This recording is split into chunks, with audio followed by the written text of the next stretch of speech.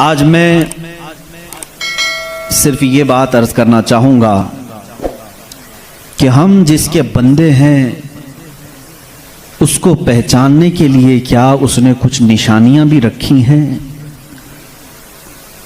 اللہ کی نشانیاں میں کھل کر کے عام انداز سے یہ بات کروں گا۔ آپ مسلمان گھر میں پیدا ہوئے، آپ کے باپ داداؤں نے، آپ کے ماحول نے آپ کو بتایا کہ تمہارا پیدا کرنے والا اللہ ہے، یہی تک تمہاری نالج ہے، ہماری نالج ہے۔ اس لیے کہ یہ بھی بڑا کرم و احسان ہے کہ ہمیں سوچ و بچار کر کے اللہ تک پہنچنے کی اس طرح کے ماحول کی ضرورت نہیں آئی۔ برسوں سے ہم انہی گھروں میں پیدا ہو رہے ہیں جہاں اللہ کا ہی نام لیا جا رہا ہے۔ لیکن میں سارے انسانوں کے لیے خطاب کر رہا ہوں، اس روئے زمین پر رہنے والا، چاہے وہ یہودی ہو، عیسائی ہو، ہندو ہو، سکھ ہو، جو بھی ہو، میں سب سے آج یہ بات کہنا چاہوں گا۔ دنیا کا ایک فارمولہ ہے کہ بغیر کسی کے بنائے کوئی چیز نہیں بنتی، خود سے کوئی چیز نہیں بنتی، تو یقیناً ہمیں بھی کسی نے بنایا ہی تو ہے۔ ہم چھوٹی سی چھوٹی چیز کو دیکھتے ہیں، ان کو کوئی بناتا ہے، خود سے کوئی چیز نہیں بنتی۔ سائنس کے اسٹوڈنٹس بھی ہوں گے ہمارے ساتھ، اور جو سائنس کو پڑھتے ہیں ان کی جو تھیوریاں ہیں سائنسدانوں کی، وہ کیا کہتے ہیں، کائنات کیسے وجود میں آ گئی ہیں۔ وہ ملحد ہوں گے جو کہتے ہیں، بے دین لوگ ہوں گے جن کا کوئی دین ہی نہیں، جو کہتے ہیں کہ اچانک دنیا بن گئی اور اچانک ہی ختم ہو جائے گی۔ ایسا کیسے ہوگا؟ ایسا کیسے ہوگا؟ اچانک دنیا بن گئی اور اچانک ختم ہو گئی، کوئی نہیں ہے اس کے آگے پیچھے۔ میرے عزیزو، جو غور و فکر کرنے والے سائنسدان ہیں وہ بھی اب اس نتیجے پر پہنچے ہیں کہ دنیا میں ایک بہت بڑا دھماکہ ہوا تھا کئی ارب سال پہلے، کئی لاکھ سال پہلے، ان کے اعتبار سے، ان کے علم کے اعتبار سے، جس کو یہ بگ بینگ کہتے ہیں۔ بگ بینگ کیا چیز ہے؟ تو سائنسدان یہ کہتے ہیں کہ کئی سالوں تک اس روئے زمین پر صرف سمندر تھا، اور سمندر میں بھی جو گیس ہوتی تھی وہ سب ہائیڈروجن، اور صرف 99% ہائیڈروجن اور 1% صرف آکسیجن کا یہاں پر وجود تھا، جس کی وجہ سے کوئی دوسرا زندہ رہ نہیں سکتا تھا۔ یہ سائنسدانوں کی تحقیق ہے۔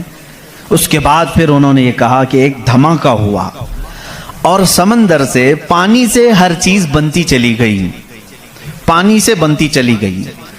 یہ 21ویں صدی میں بات کی جا رہی ہے، یہ بات 21ویں صدی میں کی جا رہی ہے، اور سائنس کے وجود کی تاریخ میں اگر آپ جائیں گے تو زیادہ سے زیادہ کہ 400 سال پہلے تک کی تاریخ ہوگی۔ 16ویں صدی میں، 17ویں صدی میں، 17ویں سینچری میں سائنس کی کچھ نہ کچھ چیزیں ایجاد ہونے لگیں جس کو آج ہم سائنس کہہ رہے ہیں۔ اور قرآن میں مولا فرماتا ہے وَجَعَلْنَا مِنَ الْمَاءِ كُلَّ شَيْءٍ حَيٍّ، ہم نے ہر چیز کو پانی سے بنایا ہے۔ یہ رب تعالیٰ فرما رہا ہے، اس کا قرآن عظیم گواہی دے رہا ہے۔ قرآن کس زمانے میں اترا وہ بھی آپ کے ذہن میں ہونا چاہیے، کس زمانے میں قرآن آیا ہے یہ بھی آپ کے ذہن میں اچھی طرح سے فٹ ہونا چاہیے، تاکہ اب سائنس کی تحقیقات اور اس زمانے کو میچ کر کے دیکھ سکیں آپ۔ قرآن اس زمانے میں آیا ہے جہاں یورپ میں لوگ جانوروں کے ساتھ رہتے تھے، امریکہ کا تو انکشاف بھی نہیں ہوا تھا، امریکہ نام کا کوئی ملک ہے یہ پتہ بھی نہیں تھا لوگوں کو۔ جتنی دنیا تھی اس میں سب سے زیادہ تہذیب والا ملک، تمدن والا ملک ایران تھا، عرب تھے، روم تھے، باقی سب تو بچھڑے ہوئے لوگ تھے۔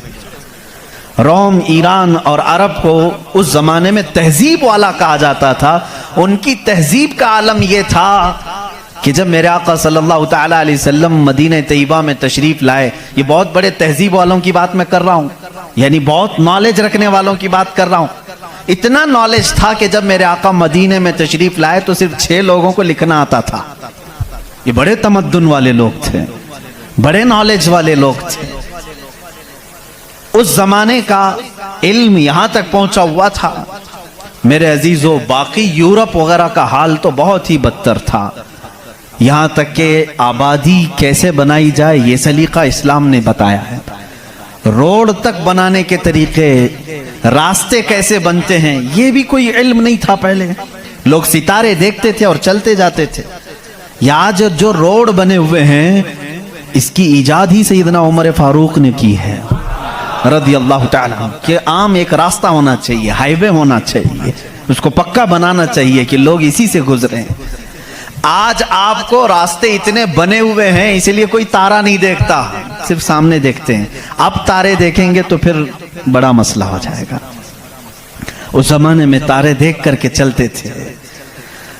عزیزان گرامی، یورپ کا حال اس زمانے میں یہ تھا کہ نالج نام کی کوئی چیز نہیں تھی، وہ لوگ انت وشواس، جیسے آج بھی ہمارے ہاں کچھ لوگوں میں موجود ہے، اندھا یقین، ان چیزوں پر بہت عمل کرتے تھے، جیسے اپشگن ہو جانا، یہ تمام معاملات میں بہت وہ آگے تھے، حتیٰ کہ بیماریوں کو بھی وہ بیماری نہیں سمجھتے تھے۔ جیسے آج یورپ جادو ٹونے پر یقین نہیں رکھتا، ہر چیز کو بیماری کہتا ہے، اس زمانے میں ہر بیماری کو وہ جادو سمجھتے تھے، شیطان سمجھتے تھے، بیماری کا ان کو ادراک بھی نہیں تھا۔ اسلام میں جو فقہا پیدا ہوئے، جو اطباء پیدا ہوئے، جو سائنسدان پیدا ہوئے، انہوں نے بیماری کے متعلق بہت سارے تحقیقات پیش کیے۔ صرف یہ بات میں عرض کرنا چاہوں گا کہ قرآن اس زمانے میں نازل ہوا ہے جب علم کا وجود زیادہ نہیں تھا لوگوں کے پاس، اتنا کہ کوئی اکا دکا لکھنا جانتا تھا، اور کس پر نازل ہوا یہ بھی آپ کے ذہن میں ہونا چاہیے۔ دو چیزیں دماغ میں رکھیں، اس کے بعد پھر میں قرآن کی آیتیں پڑھتا ہوں۔ ایک ماحول ایسا ہے، سائنس کا وجود نہیں، علم کا وجود نہیں، علم نام کی چیز ہی نہیں تھی لوگوں کے پاس، اور جس پر نازل ہوا وہ ایسا رسول ہے جو کسی کا شاگرد بھی نہیں، کوئی استاد نہیں، محمد الرسول اللہ صلی اللہ تعالی علیہ وسلم، ان پر قرآن نازل ہوا، ایسے ماحول میں نازل ہوا جب کوئی علم جاننے والا نہیں تھا، اور جس پر نازل ہوا وہ کسی یونیورسٹی سے پڑھا، کسی کالج سے پڑھا، کسی مدرسے سے پڑھا ہوا رسول نہیں، اس رسول کا معلم اور استاد صرف خالق کائنات ہے۔ جبرائیل علیہ السلام کا بھی صرف اتنا کام رہا ہے، جو رب نے حکم دیا اتنا ہی پہنچا دیا، بلکہ بہت ساری قرآن کی باتیں ایسی ہیں جو جبرائیل پہنچا تو گئے لیکن اس کا علم انہیں بھی نہیں دیا گیا، انہیں بھی نہیں دیا گیا۔ اب یہ دو باتیں کسی کو بھی چیلنج کر کے بتا دینا، تاریخ کی سچائیاں اس بات کا انکار نہیں کر سکتی، اپنے تو اپنے، غیروں نے بھی حضور کی تاریخ لکھی ہے، اور سبوں نے اقرار کیا ہے کہ محمد صلی اللہ علیہ وسلم ایک ایسے پروفٹ ہیں جو پوری زندگی بھر کسی استاد کے پاس گئے نہیں، کسی استاد کے پاس گئے نہیں، اور یہ بھی حکمت ہے میرے مولا کی، اسی لیے ہم اس رسول کو النبی الامی کہتے ہیں۔ امی کا مطلب کچھ بیوقوف لوگ آج کے زمانے کے جو بدعقیدہ ہیں وہ ان پڑھ کرتے ہیں، رسول ان پڑھ تھے، معاذ اللہ، بیوقوف ہو تمہیں معلوم نہیں، امی کا مطلب ہوتا ہے کسی سے پڑھا ہوا نہیں، ان پڑھ میں اور کسی سے نہ پڑھا ہوا ہونے میں بہت بڑا فرق ہے۔ یہ دو باتیں ذہن میں رکھو، قرآن کس ماحول میں نازل ہوا اور جس پر نازل ہوا وہ کسی کا شاگرد نہیں۔ اب اس کی باتیں جب ہم بیان کرتے ہیں سائنسدانوں کی آنکھیں پھٹی کی پھٹی رہ جاتی ہیں، وہ قرآن بیان کر رہا ہے ان فی خلق السماوات والارض لآیات لأولی الالباب، بے شک یہ زمین کی پیدائش میں، آسمانوں کی پیدائش میں بڑی میری نشانیاں ہیں۔ اللہ فرما رہا ہے رات کو ہم زائل کرتے ہیں، اسی سے دن نکالتے ہیں۔ قرآن یہ کہہ رہا ہے وَجَعَلْنَا مِنَ السَّمَاءِ، آسمان سے اللہ تبارک و تعالیٰ نے وَجَعَلْنَا السَّمَاءَ سَقْفًا مَحْفُوظًا، قرآن کہتا ہے ہم نے آسمان کو ایک محفوظ چھت بنایا ہے۔ قرآن یہ کہہ رہا ہے آسمان اور زمین ملے ہوئے تھے، ہم نے دونوں کو پھاڑ کر کے الگ کر دیا اور دونوں کے منہ کھول دیا۔ یہ قرآن اس زمانے میں کہہ رہا ہے علم فلکیات جس کو آسٹرونومی کہتے ہیں، علم ارضیات جس کو جیو فزک کہا جاتا ہے، زمین کے معاملات، آسمان کے معاملات جاننے والا اس زمانے میں کوئی نہیں۔ اس وقت قرآن کہہ رہا ہے آسمان و زمین ملے ہوئے تھے، ہم دونوں کو پھاڑ دیے، ہم نے ان دونوں کو پھاڑ دیا اور دونوں کے منہ کو کھول دیا۔ اب کا سائنس کہتا ہے زمین و آسمان کو دیکھنے کے بعد ایسا لگتا ہے کہ یہ گیلیکسی میں ملا ہوا ایک سیارہ تھا، اور یہ پھر زمانے کے بدلتے بدلتے آسمان الگ ہو گیا، زمین الگ ہو گئی۔ اب کا سائنس یہ کہتا ہے، اور پھر یہ بند نہیں ہے جیسے ہماری چھت بند ہے، اوپر سے پانی ڈالو تو نیچے کچھ نہیں آئے گا، نیچے کے فرشی بھی بند ہے، نیچے زمین سے کوئی چیز یہاں مسجد میں نہیں نکلے گی۔ سائنس اب یہ کہہ رہا ہے آسمان میں جگہ جگہ سوراخ ہیں، منہ کھلا ہوا ہے، زمین میں بھی جگہ جگہ سوراخ ہیں، دکھنے والے نہیں، یہ کھلا ہوا ہے۔ اس کا مطلب میں بھی سمجھ نہیں پایا تھا، آسمان کھلا ہوا ہے، زمین کھلا ہوا، منہ کھلا ہوا ہے، کیا مطلب؟ کہا کہ اللہ تعالیٰ جب چاہے آسمانوں پر پانی ڈالے تو اپنا منہ کھولتا ہے، بارش برستی ہے، اور زمین کا منہ کھلا ہے، اس کا مطلب یہ ہے تم جہاں پر بھی جتنی گہرائی میں بھی زمین کے بیج ڈالو، اس کا منہ کھلا ہے، وہ سینہ پھاڑ کر باہر آتا ہے۔ اگر زمین بند ہوتی تو کوئی چیز زمین سے باہر نہیں نکلتی، زمین سے کوئی چیز باہر نکلتی ہے، اس کا مطلب ہے کہ ان کے منہ کھلے ہوئے ہیں۔ سائنس نے اب بھی کہا کہ آسمان کا منہ کھلا ہوا ہے، زمین کا منہ کھلا ہوا ہے۔ قرآن کس ماحول میں نازل ہوا ہے؟ جب سائنس کا وجود نہیں۔ ہاں اگر تم یہ کہتے شاید محمد صلی اللہ تعالیٰ علیہ وسلم بہت بڑے کسی سائنسدان کے شاگرد ہوں گے تو تمہارے تاریخ لکھنے والے ہی تمہارے چہرے پر زناٹے دار تھپڑ ماریں گے، اس لیے کہ وہ رسول اپنی 63 سالہ زندگی میں کبھی کسی کے شاگرد نہیں ہوئے، حتیٰ کہ سید الملائکہ کے بھی وہ شاگرد نہیں ہوئے۔ قرآن یہی کہہ رہا ہے زمین کی پیدائش میں، آسمان کی پیدائش میں میری نشانیاں ہیں۔ عزیزان گرامی، اب میں وہ نشانیاں گناؤں بہت طویل وقت درکار ہے۔ کبھی آپ نے محسوس کیا کہ آسمان اللہ کی نشانی ہے؟ اللہ کی نشانی ہے۔ دیکھیں یہاں سب سے بڑی بات، قرآن میں کئی جگہوں پر یہ بات آئی ہے، افلا تتدبرون، افلا یتدبرون، افلا تعقلون، افلا تتفکرون۔ اس کا مطلب ہوتا ہے کیوں تم غور و فکر نہیں کرتے، کیوں تم سوچتے نہیں، کیوں تم تحقیق نہیں کرتے، ریسرچ نہیں کرتے؟ رب تعالیٰ بار بار یہ فرما رہا ہے۔ یہ کس کے لیے ہے؟ میں ان لوگوں کے لیے کہتا ہوں جو ایک خدا کو چھوڑ کر کروڑوں کے سامنے جھک رہے ہیں۔ میں ان سے کہتا ہوں تم سوچتے کیوں نہیں؟ کون ہے تمہیں پیدا کیا ہے؟ کون ہے جو تمہیں بنایا ہے؟ قرآن دعوت دے رہا ہے ان کو سوچنے کی۔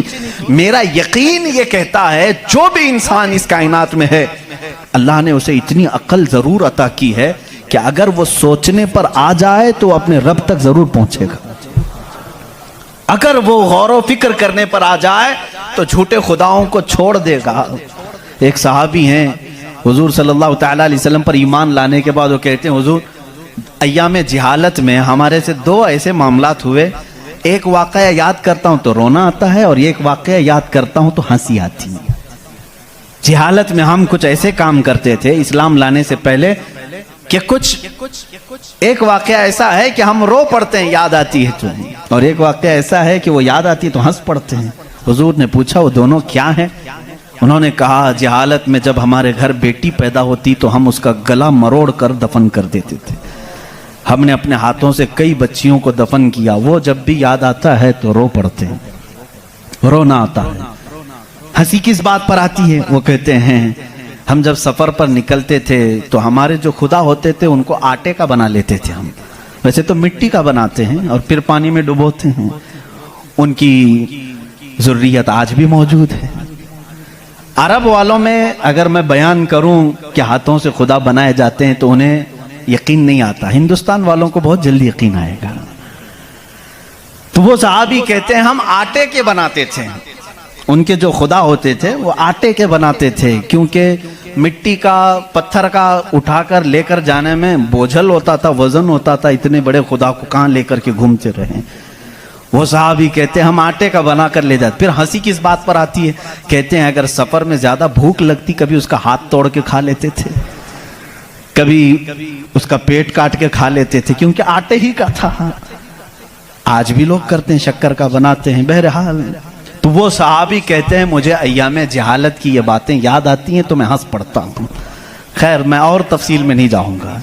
عزیزان گرامی، غور و فکر کرنے کی جس کے اندر عادت ہوگی وہ انت وشواس، صرف پھیلے ہوئے بے یقینی پر ایمان نہیں لائے گا۔ آج بھی بہت سارے ایسے نیوٹرل قسم کے لوگ ہیں جو مسلمان نہیں ہیں، میں جانتا ہوں ان کو، وہ خود آئیڈل ورشپرز نہیں ہیں، وہ خود اس بات کا انکار کرتے ہیں کہ اپنے ہاتھوں سے بنائی ہوئی چیز کی عبادت کیسے کی جائے۔ ہم اس پاور کو مانتے ہیں جو ہماری آنکھوں میں نہیں آتا مگر ہم سب کو دیکھ رہا ہے۔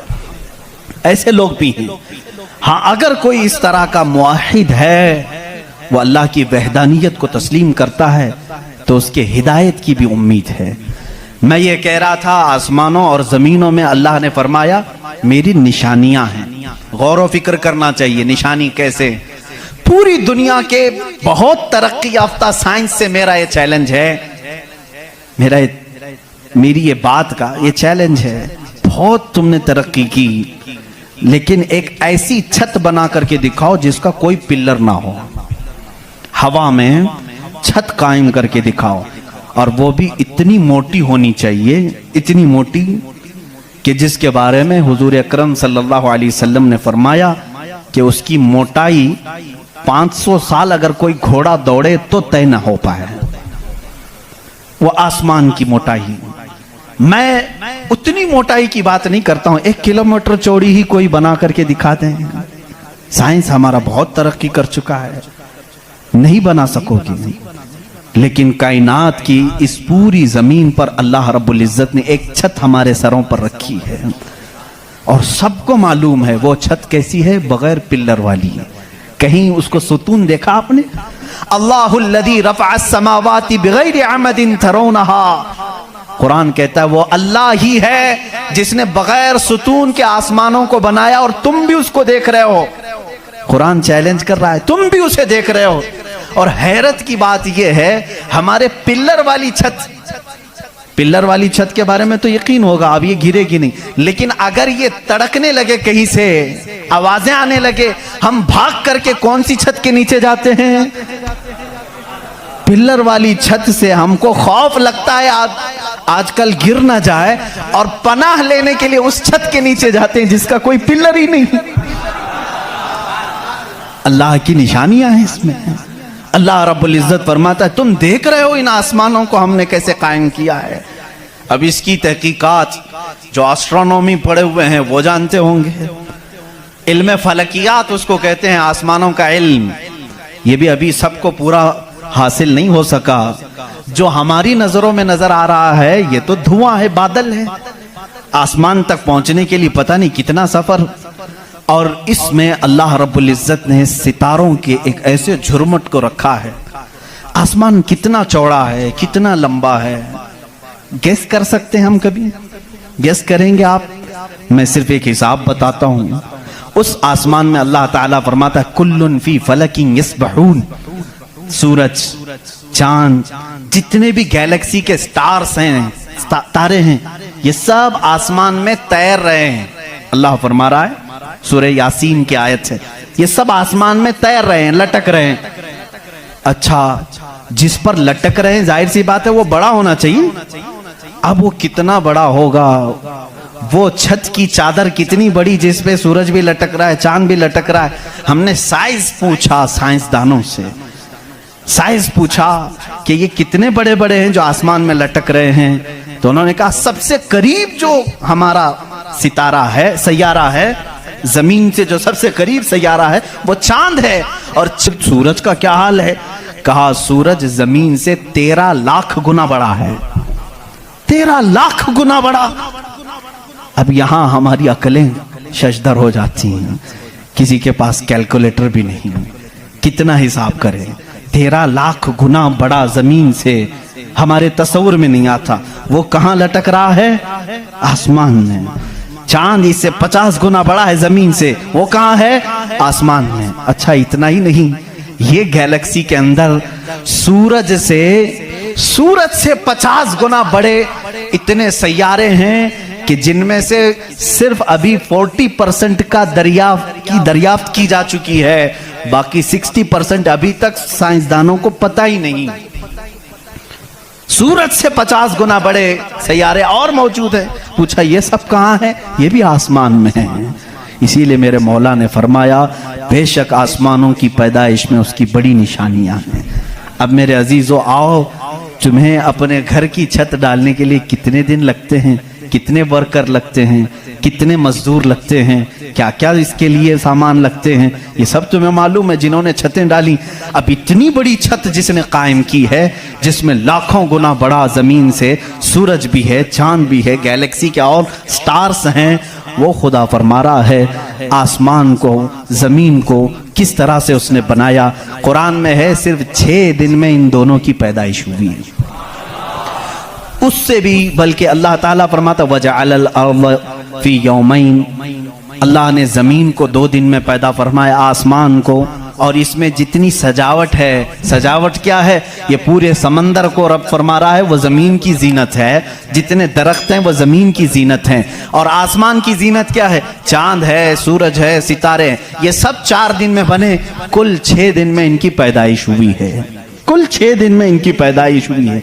मियाँ हमारी दुकान नहीं बनती 6 दिन में, और वो खालिक कायनात फरमा रहा है 6 दिन में इस पूरी कायनात के जमीन और आसमान की पैदाइश हुई। तो क्या ये अल्लाह रब्बुल इज्जत की निशानियां नहीं है?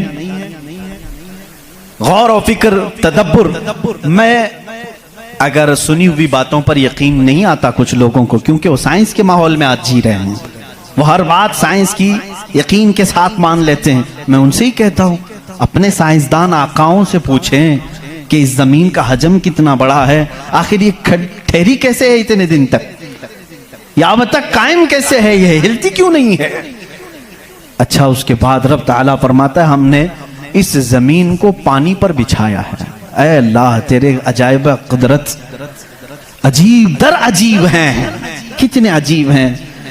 आपसे मैं कहता हूं हौज में या मस्जिद का भी हौज है, जाओ एक चादर उसके ऊपर बिछाओ, टॉवेल लेकर के बिछाओ, कितनी देर तक वो पानी पर खड़ा रहेगा। टॉवेल, चादर, इसकी मोटाई कितनी है, बहुत पतली सी है, वो mm में आएगी, लेकिन वो आपके इस पानी पर ठहर नहीं सकती। अगर आप कहें मोटी चीज में बिछाऊं, मोटी चीज बिछा करके दिखाओ, कितनी देर वो रुक सकेगी, नहीं रुक सकेगी। और ये अल्लाह ने कुरान में फरमाया हमने पानी पर जमीन को बिछाया, और इसका इनकार साइंस भी नहीं कर रही है। साइंस भी यही कहती है जमीन को जितनी जगह से खोदा जाए पानी ही है। हम भी तो बोरवेल जो निकालते हैं, जमीन को खोदने के बाद पानी आता है। अब पानी पर इस जमीन को बिछाया रब तबारक व तआला ने, कितना वजन ये उठाई हुई है, कितना वजन उठाई हुई है। सबसे बड़ा वजन तो उन मुशरिकीन का है जो उस रब को नहीं मानते हैं। ये धरती का बोझ इनको कहते हैं, ये सबको उठाई हुई है। पता नहीं कितने करोड़ों टन इस पर वजन है ये, लेकिन कभी भी हिलती हुई नजर नहीं आती।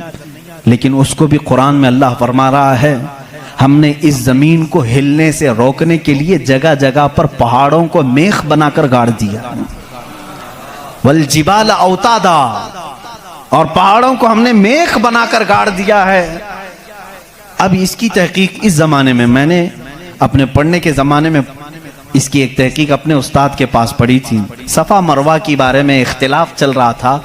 सऊदी यहूदी हुकूमत ने सफा मरवा को पूरी तौर पर ख़त्म करने की नापाक कोशिश की, और अलग से उन्होंने मसआ बनाया सही करने का। तो इख्तिलाफ उलमा में था कि इन्होंने ज़्यादा चौड़ा कर दिया। उसी ज़माने में ये तहकीक हुई पहाड़ जो है इसका वजूद ज़मीन पर कैसा होता है। उन सऊदियों ने कहा पहाड़ ऐसा ऊपर शेप में ऐसा होता है, ट्रायंगल होता है, ऊपर से कोना होता है, नीचे चौड़ा होता है। इन सऊदियों ने कहा नीचे भी ये जड़ें छोड़ता है, फैलता हुआ जाता है, जैसे दरख्त ऊपर होता है और नीचे उसकी जड़ें फैली हुई होती हैं। तो इन्होंने कहा नीचे भी वो पहाड़ का हिस्सा है, इसलिए हमने बाजू में भी रास्ता बनाया ताकि सफा मरवा की सही अगर हो रही है तो वो पहाड़ों के बीच में ही हो रही है। मेरे उस्ताद गिरामी मिस्र के हैं, उन्होंने पूरी इस पर तहकीक के साथ किताब लिखी, चैलेंज किया, कहा पहाड़ों को अगर खोद करके देखो हमारा यकीन ये कहता है।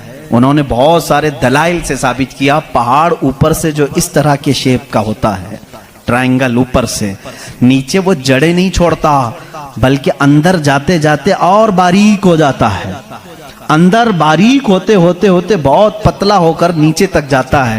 میں نے پوچھا نیچے کتنی اندر تک ہے؟ انہوں نے کہا جو پہاڑ تمہیں اوپر دکھ رہے ہیں یہ پہاڑ کا 1% ہے، باقی 99% پورا نیچے ہوتا ہے۔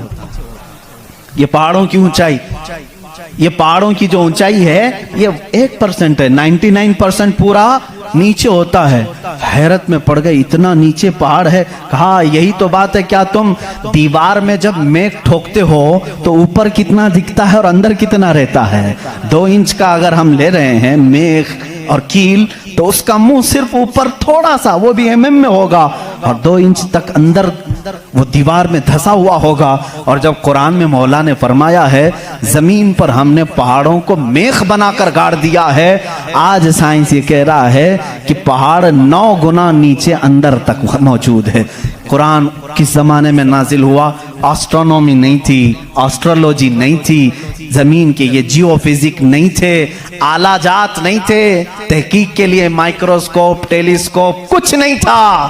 اس زمانے میں قرآن زمین کے اندر کی بات بتا رہا ہے۔ یہ عظیم معجزہ ہے قرآن کا میرے عزیزو، اسی لیے قرآن کہتا ہے سوچتے کیوں نہیں، فکر کیوں نہیں کرتے؟ وہی ہے خالق کائنات جس نے اس پورے نظام کو بنا رکھا ہے۔ یہ اتنی نہیں ہے، یہ جو زمینوں میں نظر آ رہی ہیں ان کی تحقیقات کرتے کرتے کئی لوگوں کی زندگیاں ختم ہو گئی۔ کچھ چاند کی تحقیق پر چلے، کچھ سورج کی تحقیق پر چلے، کچھ زمین کی تحقیق پر چلے۔ انسانوں کو بھی اللہ نے یہ علم دیا ہے، یہ عقل دیا ہے۔ یہ جو سائنسدان اپنی تحقیق کر رہے ہیں یہ کبھی یہ نہ سمجھیں کہ یہ ہماری مارے ہوئے تیر ہیں، بلکہ اللہ اپنے بندوں کو خود اتنی سمجھ بوجھ دیتا ہے کہ وہ اس کی نشانیوں کی کھوج لگائیں اور کائنات کو بتائیں کہ کوئی تو ہے جو طاقت اسے چلا رہی ہے، کوئی تو ہے نظام جو اس کی پرورش کر رہا ہے۔ لیکن یہ دھوکہ باز بن جاتے ہیں کچھ لوگ کہ وہ تحقیق کر کے سمجھ تو جاتے ہیں لیکن بعد میں جب ان کو علم ہوتا ہے کہ اس کے پیچھے کوئی طاقت ہے وہ بتا نہیں پاتے، اس لیے کہ کفر ان کے دلوں میں رچ بس چکا ہے۔ آپ کو ایک اور سائنس کے اسٹوڈنٹس کے لیے بھی یہ بات ہے، آپ کو معلوم ہے یہ ستارے جو ہیں، سیارے ہیں، یہ اپنی عمر مکمل کر کے ابھی کی بات ہے، یہ سائنس ایک بڑے سائنسدان نے اور ناسا کے لوگوں نے بھی جو خلا پہ جاتے ہیں اسپیس پہ، ان لوگوں نے یہ بات پیش کی کہ ستارے جتنے بھی ہیں گیلیکسی میں اس میں سے کچھ کی عمر ہزاروں سال کی ہوتی ہے، لاکھوں سال کی ہوتی ہے۔ جب ان کی عمر مکمل ہوتی ہے تو یہ ایک جگہ جا کر کے ٹوٹ جاتے ہیں، داخل ہو جاتے ہیں، جن کو بلیک ہول کہا جاتا ہے۔ بلیک ہول کیا ہے؟ سائنسدان کہتے ہیں اس کی تحقیق ابھی تک نہیں ہو سکی، ایک بہت بڑا سوراخ ہے، بہت بڑا سوراخ جس میں یہ ستارے جا کر کے ختم ہو جاتے ہیں، ان کی زندگی یہاں ختم ہوتی ہے۔ کہیں یہ باتیں آپ کو سوکھی تو نہیں لگ رہی ہیں؟ آج بہت ہی زیادہ سائنس بول رہے ہیں، ضرورت اس کے لیے ہے میرے عزیزو، میں اپنے دین کو ان لوگوں کے سامنے رکھنا چاہتا ہوں جو صرف سائنس کو اپنا خدا سمجھتے ہیں۔ آؤ قرآن پڑھو، قرآن اس کی بنیادیں تمہیں دے گا سائنس کی۔ بلیک ہول کیا ہے سائنسدان نہیں بتا سکے، جبکہ ان کے پاس اب بڑی مشینیں ہیں۔ یہ جو ناسا کے لوگ خلا میں جاتے ہیں 1 سال تک کے لیے چلے جاتے ہیں، کئی مہینوں کے لیے چلے جاتے ہیں اور تحقیقات کر کے لا رہے ہیں۔ چاند پر انہوں نے کیمرے لگایا اور وہاں کی تصویریں یہ بھیجنے کی بات کر رہے ہیں، لیکن پھر بھی بلیک ہول معلوم نہیں۔ میں اس محمد الرسول اللہ صلی اللہ علیہ وسلم کی بات کر رہا ہوں جو کسی بھی سائنسدان کا شاگرد نہیں، جو کسی استاد کے پاس بیٹھا نہیں، اس رسول پاک کی زبان سے قرآن کی آیت نکلی سورہ واقعہ کی۔ اللہ فرماتا لا اقسم بمواقع النجوم انہو لقسم لو تعلمون عظیم، اللہ فرماتا قسم ہے اس جگہ کی جہاں جا کے ستارے ٹوٹ جاتے ہیں، بے شک اللہ رب العزت کی اس میں بڑی شان ہے اگر تم سمجھ سکو۔ آسٹرونومی کو قرآن بتا رہا ہے کہ بلیک ہول ہیں، مواقع النجوم ان کو کہا گیا ہے جہاں ستارے جا کر فنا ہوتے ہیں۔ عزیزان گرامی، یہ تکلیف صرف ہماری ہے کہ ہم نے قرآن عظیم کو اس لیول کے اعتبار سے پڑھا نہیں۔ سائنس کے لیے جو لوگ MBBS کر رہے ہوں گے یا پھر انجینئر بن رہے ہوں گے ان سے بھی میں یہ دعوت دیتا ہوں کہ قرآن کو بھی کبھی اس اینگل سے پڑھ کر کے دیکھو، اس کی نشانیاں اتنی عظیم ہیں میں سمجھتا ہوں کہ تمہیں پھر کہیں ادھر ادھر منہ مارنے کی ضرورت نہیں، معرفت خداوندی اسی سے حاصل ہو جائے گی۔ غور و فکر کرو، تمہیں اسی سے اللہ رب العزت کی معرفت حاصل ہو جائے گی، کوئی تو ہے خالق۔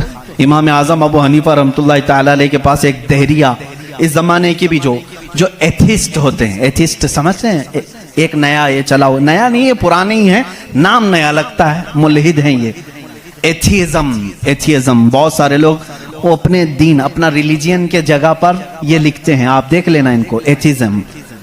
آپ مسلم لکھتے ہیں، کچھ لوگ ہندوازم لکھتے ہیں، کچھ لوگ کرسچینٹی کہتے ہیں، کچھ جیوز ہوتے ہیں، لیکن کچھ ہیں جو ایتھیزم، ایتھسٹ ہیں۔ ایتھسٹ کا مطلب کوئی خدا نہیں، کوئی دین نہیں، کوئی مذہب نہیں۔ یہ بیچارے آوارہ لوگ ہیں، یہ لاوارث لوگ ہیں جو اس طرح سے کہہ رہے ہیں۔ اب ان کی بات میں آپ کو بتاؤں، ایتھیزم، اس طرح کا ایک ایتھسٹ امام اعظم ابو حنیفہ کے پاس آیا، اس نے کہا خدا ہے؟ تم بار بار خدا کی بات کرتے ہو، مجھے تو نہیں لگتا، کوئی نہیں ہے، اگر ہے تو دکھتا کیوں نہیں؟ بہت ساری چیزیں ہیں ایسی آپ نے سمجھایا جو دکھتی نہیں لیکن ہے، بہت ساری چیزیں ہیں۔ اس نے کہا ایسی کوئی چیز نہیں ہے جو ہے اور دکھتی نہیں۔ آپ نے اس کو ایک تماچا لگایا، ڈھیلا اٹھا کر کے مار دیا۔ اس نے کہا میں سوال کیا، تم نے مار دیا۔ کہا کیا ہوا مارا؟ کہا درد ہو رہا ہے۔ کہاں ہے درد؟ اب ہو رہا ہے، دکھتا نہیں ہے لیکن احساس ہے۔ بہت ساری چیزیں ایسی ہیں جو دکھتی نہیں ہے لیکن ہے، ان کا وجود ہے۔ بہرحال آپ نے اس کو جواب کیا دیا؟ کہا سنو، میرے ساتھ آج ایک بڑا عجیب واقعہ پیش آیا۔ میں سمندر کے کنارے گیا تھا، میں نے دیکھا ایک کشتی کو، اور وہ کشتی کی تعجب خیز بات یہ تھی کہ وہ اکیلے چل رہی ہے، کوئی نہیں چلا رہا، سامان خود سے وہ لاد لیتی ہے اپنے اوپر اور چل پڑتی ہے سیدھے راستے پر، پھر تھوڑی دیر کے بعد ساحل پر آتی ہے اور اپنا سامان خود ہی اتارتی ہے، پھر جیسے ہی وقت ہوتا ہے پھر چل پڑتی ہے۔ کوئی کشتی بان نہیں، کوئی ملا نہیں، کوئی کیپٹن نہیں اس کے اندر، سواری بھی نہیں، خود سے سب چل رہی ہے۔ یہ اس دور میں امام اعظم کہہ رہے ہیں جب الیکٹرانک دور نہیں تھا۔ آج کے لوگ ہو سکتا ہے یقین کر لیں الیکٹرانک کشتی ہوگی، ہو سکتا ہے کوئی اس کو الیکٹرانک مشین چلا رہی ہوگی، ایسا نہیں ہے۔ اس زمانے میں کوئی اس چیز کی ایجاد نہیں تھی۔ اس نے کہا کیا پاگل پن کی باتیں کر رہے ہو، کس کو بنا رہے ہو تم؟ کیا ایسی کوئی کشتی ہے جو خود سے سامان بھی اتارتی ہے اور چڑھا بھی لیتی ہے اور چلنے بھی لگ جاتی ہے؟ امام اعظم ابو حنیفہ رحمۃ اللہ علیہ نے فرمایا اتنا تیرا دماغ چلتا ہے کہ کوئی کشتی سمندر پر بغیر چلانے والے کے نہیں چلتی۔ یہ پورے دن اور رات کا نظام اور لوگوں کی موت و حیات کا نظام، زمین سے پودوں کو نکالنے کا نظام، برابر وقت پہ موسم کے آنے کا نظام بغیر کسی کے چلائے کیسے چل سکتا ہے؟ کبھی اس میں تاخیر تم نے دیکھی؟ کبھی تم نے یہ دیکھا کہ رات ہوئی نہیں؟ کبھی تم نے دیکھا کہ دن ہوا ہی نہیں؟ وہ اپنے وقتوں پر ساری چیزیں چلا رہا ہے۔ عزیزان گرامی، ان تمام چیزوں میں ایک نشانی ہے اس کے وجود کی۔ اسی لیے اللہ رب العزت نے سورہ اخلاص میں یوں فرمایا قل هو اللہ احد، اے محبوب آپ فرما دے وہ اللہ ایک ہے۔ اب ایک ہونے کی نشانیاں بھی بہت ہیں، ایک ہونے کی نشانیاں بھی بہت ہیں۔ ہم بچپن میں پڑھتے تھے، ہمارے پاس ایک ہمارے والد کتاب پڑھاتے تھے، اس میں ایک سوال ایک بوڑھی عورت سے کسی نے کیا تھا کہ بڑی بھی تم نے اللہ کو ایک مانا ہے؟ کہا ہاں بالکل۔ وہ چرخہ سیلتی تھی، چرخہ جس میں کپڑے سلے جاتے ہیں۔ مولوی صاحب نے پوچھا کیا دلیل ہے کہ کوئی نظام کو چلا رہا ہے، کوئی ہے خدا؟ اس نے کہا میری مشین یہ سب سے بڑی دلیل ہے میرے لیے۔ کہا کیسے؟ کہا یہ جو چکر کاٹتی ہے مشین، جب تک میں پاؤں ہلاتی نہیں یہ چرخہ چلتا نہیں۔ یہ نظام شمسی پورا بغیر کسی کے چلائے کیسے نہیں چلتا؟ کہا اچھا ٹھیک ہے، بڑی عقل مند عورت ہے، مشین کو ہی اللہ کی نشانی سمجھ لیا تو نے۔ اس عورت سے انہوں نے دوسرا سوال کیا، اچھا چلو ٹھیک ہے کوئی تو ہے چلانے والا، یہ کیوں کہتی ہو کہ وہ ایک ہی ہے؟ کہا چلو ٹھیک ہے اس کی بھی نشانی میری یہ مشین ہے، اس کی نشانی بھی میری یہ مشین ہے۔ کہا کیسے؟ کہا چلو میں ادھر سے چلاتی ہوں تو ادھر سے چلا، بیٹھ جا میرے سامنے، میں ادھر سے چلاتی ہوں تو ادھر سے چلا، پھر دیکھتے ہیں کپڑے کی حالت کیا ہوتی ہے۔ کپڑا جو ہے ہو سکتا ہے لیڈیز کی بجائے جینز کا ہو جائے، جینز کی بجائے لیڈیز کا ہو جائے، کچھ کا کچھ بن جائے. کیوں؟ انہوں نے کہا بات تو صحیح ہے. اس بوڑھی عورت نے کہا میں نے اپنے چرخے سے ہی یہ دین سیکھا کہ اگر کائنات میں ایک کے بجائے دوسرا ہوتا تو جھگڑے ہو جاتے. ایک خدا کہتا میں بارش برساؤں گا, دوسرا کہتا نہیں میں دھوپ ڈالوں گا, تیسرا کہتا نہیں میں ٹھنڈی لاؤں گا. ان کے جھگڑوں میں پھر کائنات کا نظام درہم برہم ہو جاتا. لیکن نظام برابر چل رہا ہے. اس بات کی دلالت ہے کہ چلانے والے دو نہیں ایک ہی ہیں. تو نہیں ہے, ایک ہی ہے. اگر دو ہوتے, اسی کو اللہ نے قرآن میں فرمایا لو کان فیہما آلہۃ الا اللہ لفسدتا. اگر زمین و آسمان میں دو خدا ہوتے اللہ کے علاوہ, رب فرما رہا ہے ضرور اس میں فساد ہو جاتا, ضرور فساد ہو جاتا. اس لیے کہ ایک جو عقل سے ہمارے درمیان ہم نے دیکھا ہے جو چلا سکتا ہے, وہ دو لوگ نہیں چلاتے ہیں. دو لوگوں کی ذہنیت الگ ہو جاتی. اب اس کو فلسفے میں آئیں گے, جس کو فلسفی کہتے ہیں. یہ بھی ایک علم ہے. فلسفی لوگوں کے دماغ کے اعتبار سے بھی ہم نے اس کو ثابت کیا. اگر دو ہیں, پہلی بات آپ کے دماغ میں یہ ہونا چاہیے کہ خدا وہ ہے جو کسی کا محتاج نہیں. اتنی بات تسلیم کرتے ہو, جو کسی کا محتاج نہیں. جب یہ فارمولہ تمہارے دماغ میں ہے تو آپ دو کو لے کر کے آؤ. دو کو لاؤ گے تو دونوں کا دماغ ایک ساتھ نہیں چلے گا, یا تو پھر مشورے سے چلیں گے. مشورہ کرے گا تو ایک دوسرے کا محتاج ہوگا, اور جو محتاج ہوگا وہ خدا نہیں ہوگا. مثال کے طور پر دونوں بیٹھے ہیں, چلو آج میٹنگ کرتے ہیں, کل بارش کریں گے. تو ظاہر سی بات ہے ایک نے دوسرے کو پوچھا تو پہلا والا دوسرے کا محتاج ہوا کہ نہیں. اب خدا کے بارے میں ہمارا تصور یہ ہے وہ اپنے کاموں میں کسی کی شراکت نہیں چاہتا, کوئی شریک نہیں ہے اس کا. اب اگر شریک ہو گیا تو اس کی فضیلت کہاں ہے؟ ایک ہونے میں جو فضیلت ہے وہ دو میں ہے نہیں. ایک ہونے میں جو فضیلت ہے وہ دو میں ہے نہیں. اسی لیے ہم لاکھوں کروڑوں کے سامنے سر جھکانے والوں سے کہتے ہیں مان لو ایک ہی کو تسلیم کرو. اس لیے کہ جتنے ادیان ہیں دنیا میں تقریباً سب کے ہاں ایک تصور ہے خدا کا تصور. ایتھیزم کو چھوڑ کر کے میں باقی سب کی بات کروں, ہندوؤں کے نظریات میں بھی خدا کا تصور ہے, کوئی تو ہے, ایک بھگوان کے کچھ بھی نام لیں. عیسائیوں کے مذہب میں یہی ہمارے رب ذوالجلال کا تصور ہے, خدا کا وہ بھی یقین کرتے ہیں. یہودی بھی خدا کو مانتے ہیں, سکھوں کے ہاں بھی ہے. تقریباً دنیا میں جو بھی ریلیجیس ہے, کسی مذہب کو مانتا ہے, ان سب مذہبوں میں خدا کا تصور ہے. لیکن اب یہ جھگڑا ہے کہ ماننے میں کون خدا ہے کون نہیں ہے.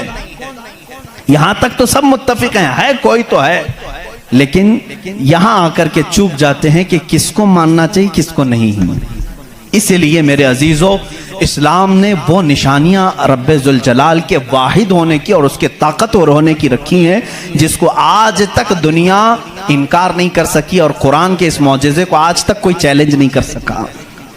میں سائنسدانوں سے بھی کہتا ہوں, آپ کو ایک بات یہ بھی میں بتا دوں, ابھی 18ویں صدی کی بات ہے. 18ویں صدی میں امریکہ کا سفر کرنے والے ایک سائنسدان نے ایک نئی چیز کا انکشاف کیا.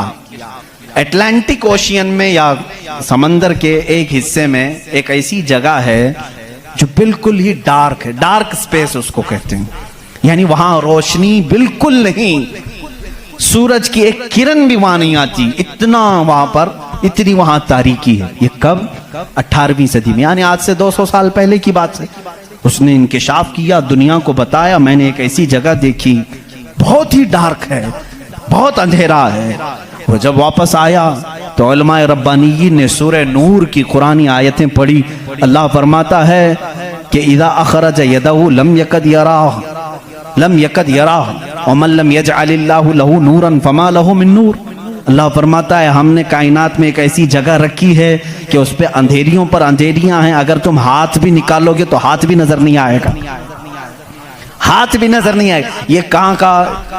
یہ علم البحر جس کو کہتے ہیں, سمندروں کا علم رکھنے والا جو پوری زندگی سمندروں کی کھوج میں لگا دیا, وہ لا کر کے بتایا. اس نے سوچا میں بہت بڑا تیر مارا ہوں, لیکن جب بتایا قرآن پڑھنے والوں نے کہ یہ تو قرآن میں ہے, اللہ فرما رہا ہے ایک ڈارک سپیس ہے کائنات میں جہاں تم ہاتھ بھی نکالو گے تو نہیں نظر آئے گا، اتنا ڈارک ہے۔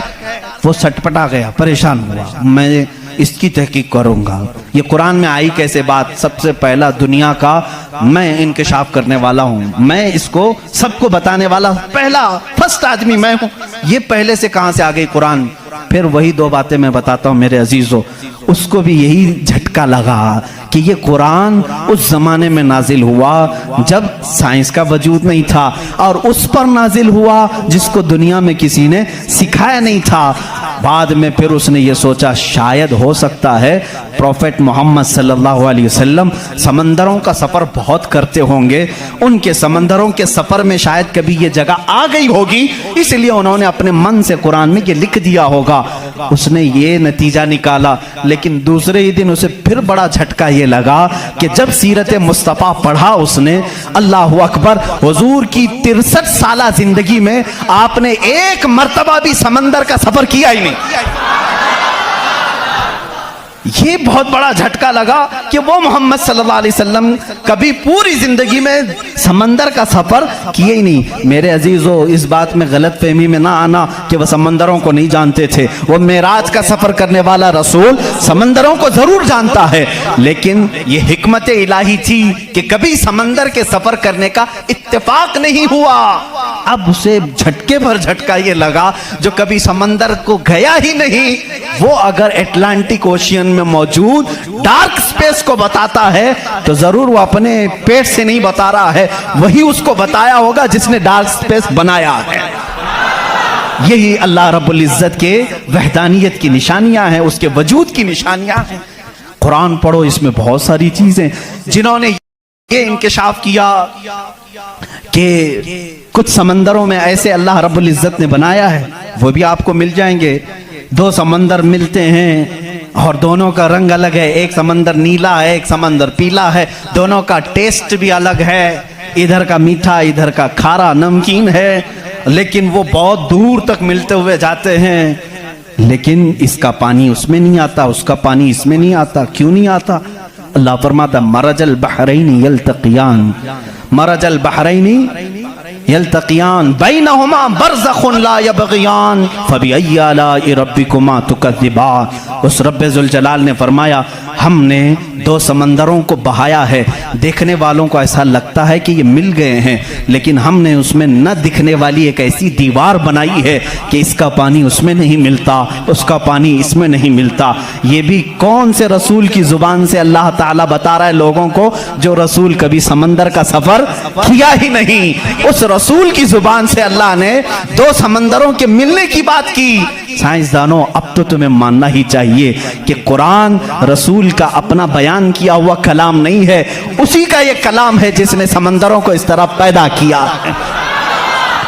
کائنات میں بہت ساری چیزیں ہیں میرے عزیزو، قرآن اللہ رب العزت کا یہ کلام اتنی ہی نہیں، یہ تو بڑی بڑی نشانیاں میں نے کہا، اگر اس کی معرفت اس کی کھوج میں لگ جاؤ گے تو زندگی تمام ہو جائے گی۔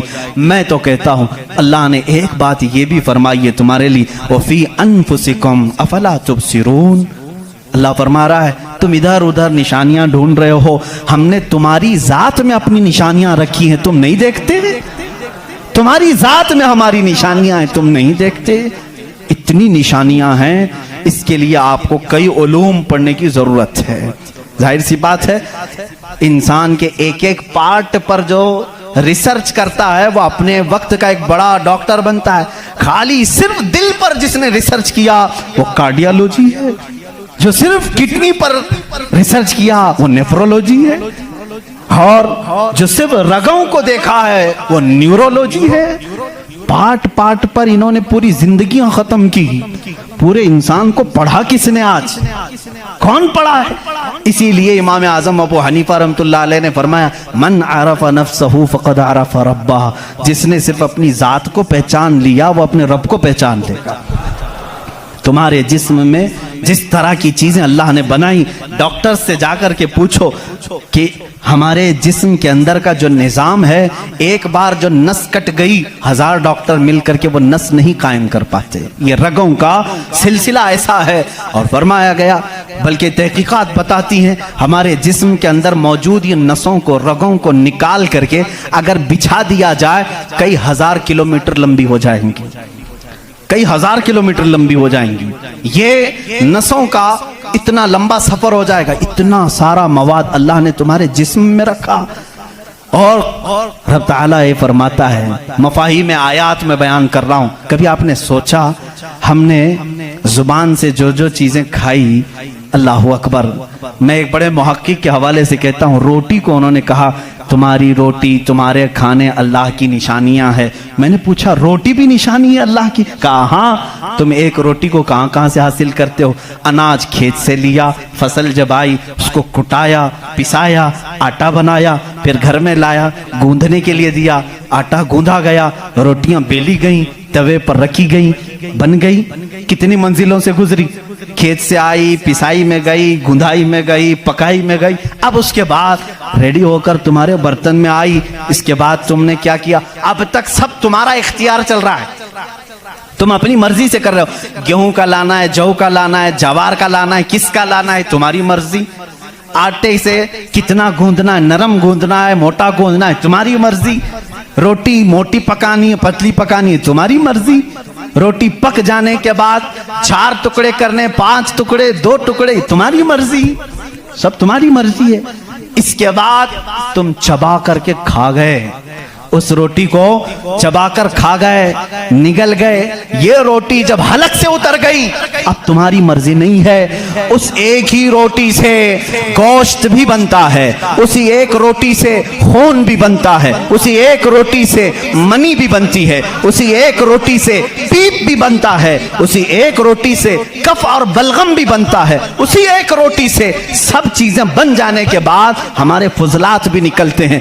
میں نہیں سمجھ پایا، اے میرے عزیزوں مجھے بتاؤ، ایک روٹی لو، اس کے ایک ٹکڑے سے تم گوشت بنا کے دکھاؤ، دوسرے ٹکڑے سے تم خون بنا کے دکھاؤ، تیسرے ٹکڑے سے تم پیپ بنا کے دکھاؤ، چوتھے ٹکڑے سے تم بلغم بنا کے دکھاؤ، نہیں کر سکو گے، اس لیے کہ صرف گوندھنے پکنے تک تمہاری مرضی چلتی ہے، حلق سے نیچے اتر جانے کے بعد خدا قدیر و جبار کا نظام چلتا ہے۔ تمہارے رزق میں اس کی نشانیاں ہیں۔ کون ہے جو بناتا ہے ہمارے جسم کے اندر اس روٹی سے ہمارے جسم کا حصہ؟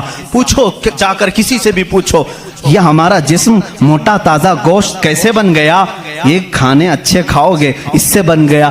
ہم نے کہا ہم کھانے کاجو بادام بھی کھا رہے ہیں تو بھی گوشت بن رہا ہے، روٹی کھا رہے ہیں تو بھی گوشت بن رہا ہے، چاول کھا رہے ہیں تو بھی گوشت بن رہا ہے، اور خون ایسا لکوڈ ہے کہ بازار میں ملتا نہیں، کسی انسان کا ہی لینا پڑتا ہے۔ اس کو کون بنایا ہے؟ کہا اس کو بھی روٹی سے ہی بنایا ہے، کاجو بادام سے ہی بنایا ہے، پھلوں سے ہی بنایا ہے۔ ہم پوری دنیا کی غذائیں لا کر چکی میں پیس کر کے بھی خون کا ایک قطرہ نہیں پیدا کر سکے، لیکن وہ رب ذوالجلال ہمارے لقمے کے نیچے جاتے ہی نظام کو شروع فرما دیا ہے۔ کیسا وہ نظام ہے، کیسا وہ نظام ہے اے میرے عزیزو! اسی لیے میرا مولا فرماتا ہے فی انفسکم افلا تبصرون، تمہاری ذات میں میری نشانیاں ہیں، کیوں تم نہیں دیکھتے؟ کیوں تم نہیں دیکھتے؟ آپ کو اگر میں ذاتیات، نفسیات، طبعیات، یہ جو علوم ہیں اس پر گفتگو کروں تو ایک بڑا الگ ٹاپک ہو جائے گا۔ اللہ تعالیٰ نے اس نظام کو کیسے بیلنس رکھا ہے جانتے ہیں آپ؟ کبھی آپ کو معلوم ہے ہمارے کانوں میں ایک الائنمنٹ ہوتا ہے، جیسے ویل الائنمنٹ کرتے ہیں، ہمارے دونوں کانوں کے بیچ میں ایک قطرہ چھوٹا سا اللہ نے رکھا ہے، یہ بیلنس کو برقرار رکھتا ہے۔ جو سنکی ہوتے ہیں، جن کو کہتے ہیں پاگل ہو گیا، جھولے کھاتا رہتا ہے، یہ کون لوگ ہیں جانتے ہیں آپ؟ جن کو کبھی کبھار فیڈز آ جاتی ہے، چلتے چلتے آڑے ٹیڑے ہو جاتے ہیں، یہ کون ہیں؟ جن کا صرف وہ کانوں کے بیچ کا ایک قطرہ بھی ہل گیا تمہارا بیلنس نہیں بگڑ جائے گا۔ تم کھڑے کیسے ہوتے ہو؟ 2 پیروں پر سیدھے کھڑے رہتے ہو، جب تک چاہو کھڑے رہو، چلنا چاہو تو سیدھے چلتے ہو۔ اگر وہ بیلنس چوک گیا، جیسے کار ویل الائنمنٹ چھوٹنے سے ادھر ادھر جانے لگے گی، تمہارے پیر لڑکھڑانے شروع ہو جائیں گے۔ اس ایک ہلکے قطرے سے اللہ نے تمہارے پورے وجود کو رکھا ہے۔ تمہیں ٹیڑھا کرنے کے لیے صرف اس قطرے کو جنبش دینے کی ضرورت ہے، صرف جنبش دینے کی ضرورت ہے۔ میں نے سائنس کی ایک تحقیق پڑھی، اللہ اکبر، حیرت ہوتی ہے۔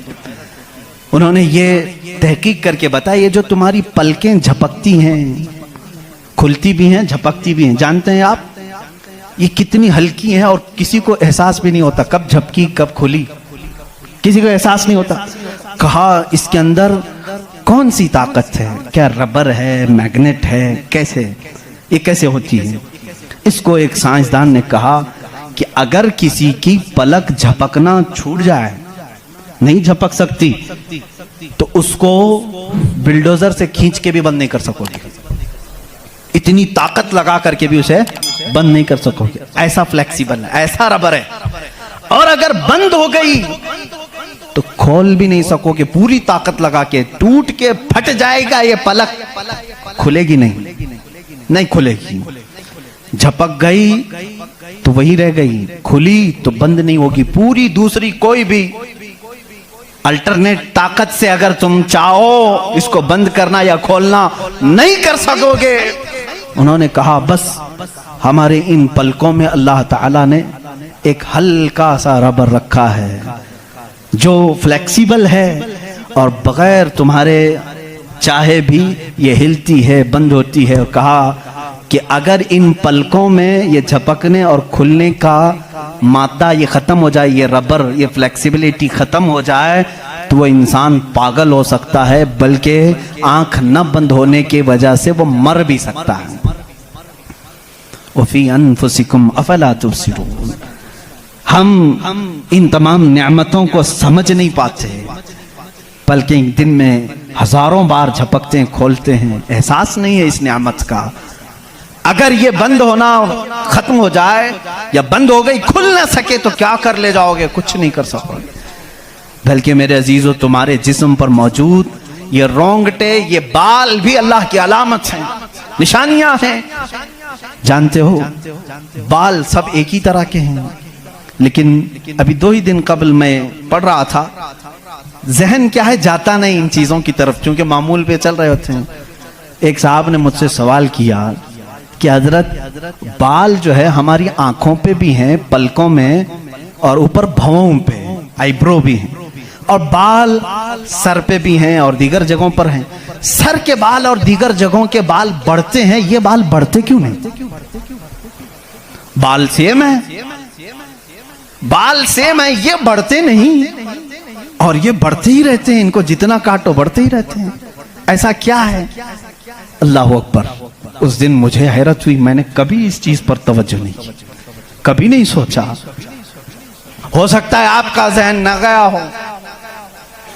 پڑھنے پر ایک محقق نے یہ بھی لکھا ہے، دیکھنے میں یہ سارے بال ایک طرح سے ہیں، ان بالوں میں ساری چیزیں ایک ہی طرح کی ہیں. دیکھنے میں یہ کالے ہیں تو وہ بھی کالے ہیں، قوت بھی ان کی سیم ہے، لیکن اللہ رب العزت نے ان بالوں میں بڑھنے کا خون رکھا ہے. ان بالوں میں بڑھنے والا خون آتا تک نہیں ہے، آتا تک نہیں.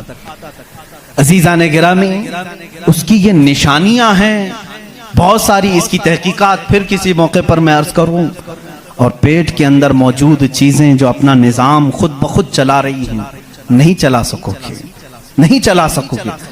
دل جتنی مرتبہ یہ دھڑکتا ہے، اس کے اندر جو پریشر ہے، کہا گیا ہے یہ جو خون کو دبا کر کے جسم میں پھیلاتا ہے، اس کے متعلق سائنس یہ کہتا ہے اتنا پریشر ہے کہ دنیا میں کسی فوارے پہ، کسی فاؤنٹین میں اتنا پریشر نہیں ہوگا جتنا دل میں پریشر ہے. اور یہ اتنی تیزی سے ایک بار پمپ کرتا ہے کہ خون پورے جسم میں ناخن تک آ جاتا ہے. ایک بار کے پمپ پر ایک بار اس طرح دل نے دبایا خون کو بار، تو خون ناخن تک پہنچتا ہے. اتنا پریشر اس کے اندر ہے. امریکہ کی ایک لیبارٹری میں ایک پاکستانی عالم دین گئے تھے، کارڈیالوجی تھے وہ ڈاکٹر. وہ ایک عالم کو لے کر کے گئے، اور کارڈیالوجی نہیں، ریڈیالوجی بھی غالباً کچھ ہے، جس میں آوازیں سننے کا آلہ ہوتا ہے، ایک مشین ہوتی ہے جسم کے اندر حرکت کرنے والی ہر آواز کو اس میں سنا جا سکتا ہے. پلک آپ جھپکتے ہیں، آپ سانس لیتے ہیں تو اس کی آواز کیسی ہوتی ہے. تو انہوں نے کہا آج چلیے لیبارٹری میں آپ کو بتاتا ہوں کہ دل کی آواز، ہم تو یہاں ہاتھ رکھتے ہیں تو دھک دھک دھک کی آواز آتی. تو انہوں نے کہا ہم آپ کو اس سے سناتے ہیں. ایئر فون لگائے گئے، بڑی بڑی مشینیں تھی، ہلکی سی بھی وہاں پر ہوا بھی آتی تو اس کی زور آواز آتی ہے. وہ ایک لیب ہے. یہ عالم دین کہتے ہیں میں نے سنا دل کی آواز. میں نے پوچھا اس ڈاکٹر سے کہ آپ کے ہاں ہر آواز کا نام لکھا گیا ہے, دل جو آواز کرتا ہے اس کا کیا نام ہے آپ کے یہاں؟ کہتے ہیں دل جو ہے لپ لپ لپ لپ یہ آواز کرتا ہے.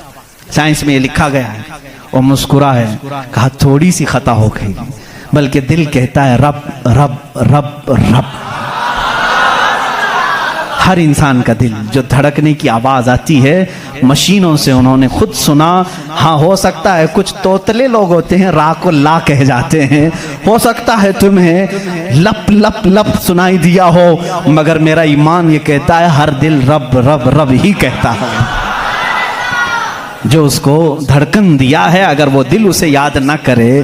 عزیزان گرامی, کائنات کی بہت ساری چیزیں اس کی نشانیاں ہیں. سمندروں میں اس کی نشانیاں ہیں. آپ کو معلوم ہے سمندروں کا علم, علم البحر جن کو معلوم ہے, جو غوطے لگاتے ہیں وہ کہتے ہیں زمین پر جتنی مخلوقات ہے اس کے 10 گنا زیادہ مخلوقات سمندروں میں موجود ہیں. سمندروں میں یہاں جتنے کیڑے دیکھ رہے ہو, کتنے مکوڑے دیکھ رہے ہو, یہاں جتنے قسم کی مخلوقات آپ دیکھ رہے ہیں اس کے 10 گنا زیادہ مخلوقات سمندروں کے اندر ہے.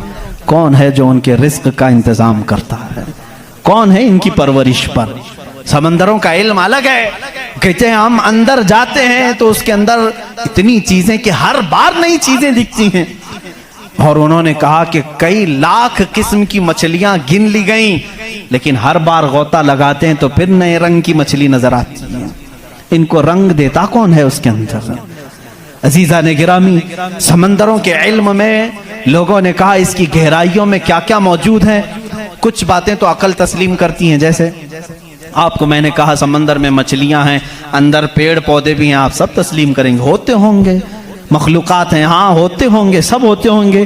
لیکن ایک قرآن کے فرامین تفاسیر میں یہ کہا گیا ہے سمندر کے اندر آگ بھی ہے. اب کہاں سے تسلیم کرو گے؟ سمندر کے اندر آگ ہے, کیسے تسلیم کرو گے؟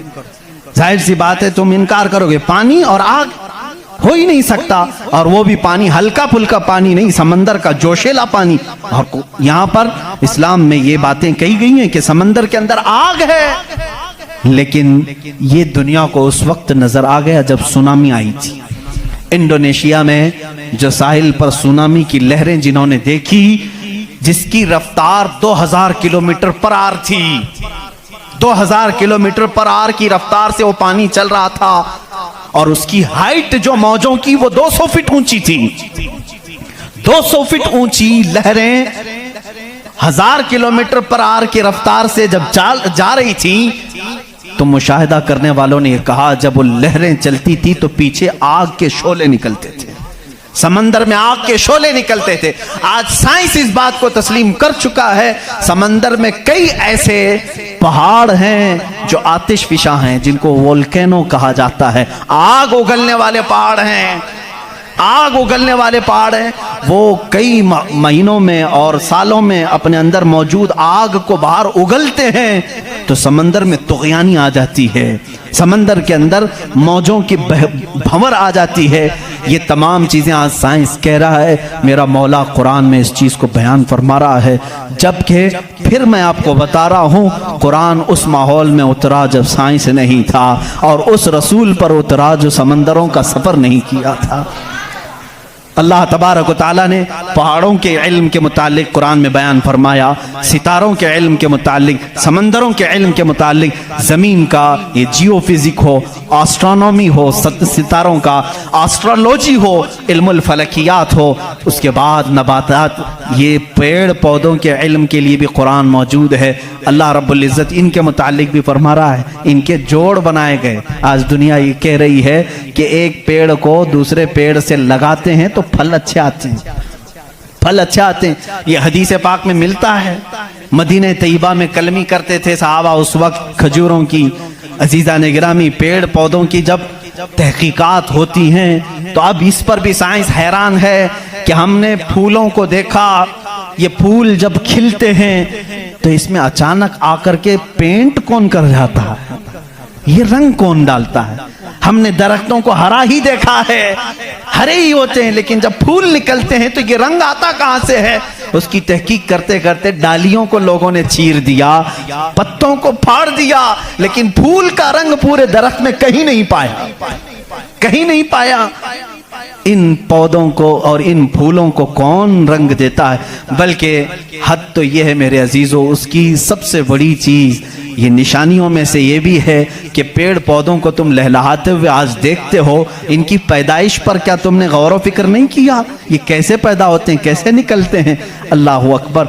इनको तुमने जमीन के अंदर बो दिया था, मिट्टी डाल दी थी और उस पर पानी डालकर बराबर कर दिया था, लेवल कर दिया था, और अचानक दूसरे दिन तीसरे दिन जाकर देखते हो वो जमीन का सीना चीर कर बाहर आया हुआ है। इतना ही नहीं, वो छोटा सा कोंपल निकला हुआ पौधा बाहर आता है।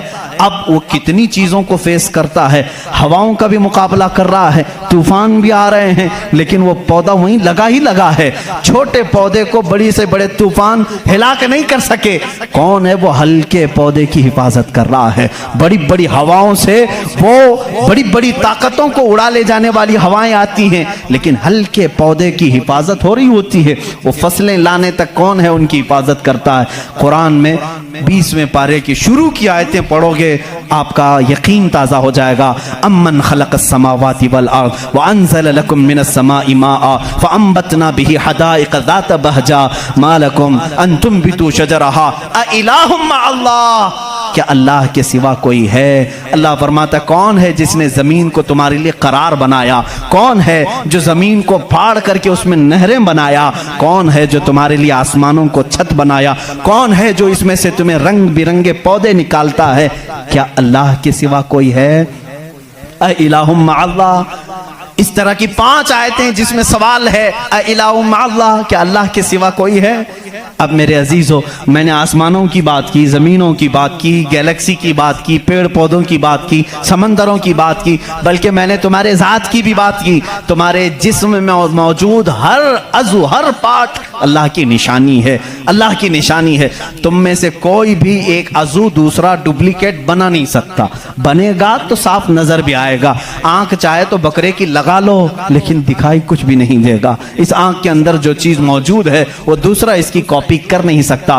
रोबोट तो बहुत बना लिए, लेकिन जीने वाला, फीलिंग रखने वाला इंसान दूसरा तख्लीक नहीं किया जा सका। बल्कि वो कुरान में अल्लाह चैलेंज कर रहा है, तुम तो इंसानों के अभी ये कह रहे हैं कि जनीन बनाए जा रहे हैं, यानी हम डुप्लीकेट इंसान बनाने की कोशिश कर रहे हैं, यहूदी इस पर रिसर्च कर रहे हैं, लेकिन मौला तो फरमा रहा है कि ये एक मक्खी भी बना नहीं सकेंगे। 17वें पारे का आखिरी सफ़ा है जिसमें रब तबारक व तआला फरमाता है कि लन यख्लुकू ज़ुबाबन वला इज्तमऊ लह, ये सारे के सारे मिलकर के एक मक्खी नहीं बना सकेंगे। दअफ़त तालिब वल मतलूब, ये कितने ही कमजोर किस्म के लोग हैं जो दूसरी तख्लीक की बात कर रहे हैं। इसीलिए मेरे अजीज हो, जब कोई बना नहीं सकता, इसीलिए इस्लाम ने कहा अपने हाथों से भी कोई जिस्म न बनाओ, इसलिए कि तुम खुदा बनने की कोशिश कर रहे हो। बनाना किसी के जिस्म को सिर्फ काम है, अल्लाह का काम है। अपने हाथों से कोई चीज तामीर, यानी शक्ल और सूरत वाली कोई भी चीज ना बनाओ जो अल्लाह की तख्लीक है। ऐसी चीजें जिसमें जान है, जो चलती फिरती हैं, इन चीजों को बनाने के लिए मना इस्लाम ने इसीलिए किया कि तुम कुदरत की तशबीह चाहते हो, अल्लाह रब्बुल इज्जत की बराबरी करना चाहते हो, तुमसे ये मुमकिन भी नहीं हो सकेगा। देखते हो आज हमारे यहाँ नाटक है, हमारे यहाँ लोगों का अंधविश्वास हम देख रहे हैं। बेवकूफ़ी की हद हो गई, हद हो गई आज भी कि लोग अपने हाथों से जिसको बनाए।